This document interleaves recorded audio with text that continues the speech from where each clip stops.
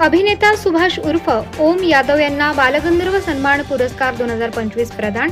अखिल भारतीय मराठी चित्रपट महामंडळाचे अध्यक्ष मेघराज राजे भोसले, सामाजिक कार्यकर्ता तृप्तीताई देसाई यांच्या हस्ते पुरस्कार प्रदान। दौंड तालुक्यातील बिरोबावाडी येथे शेतीच्या वादातून मुलीच्या डोळ्यात देखत वडिलांचा एक हात व पाय तोडला, चुलत भावासह 6 जणांवर जीवे मारण्याचा प्रयत्न केल्याप्रकरणी गुन्हा दाखल। अक्षय इंगळे यांच्या वाढदिवसानिमित्त 551 विक्रमी रक्तपिशव्या संकलित। इंगळे यांच्या वाढदिवसानिमित्त शुभेच्छांचा वर्षाव। येरवाडा वसतिगृहाचे अचानक स्थलांतर, समाज कल्याणच्या निर्णयाविरोधात विद्यार्थ्यांचे आज आंदोलन।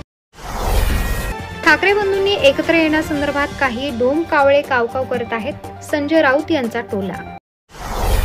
पोलीस होण्याचे स्वप्न पाहणाऱ्या युवकाचा महावितरणच्या हलगर्जीपणामुळे मृत्यू, शॉक लागून भाजलेल्या गणेशची मृत्यूशी झुंज अपयशी।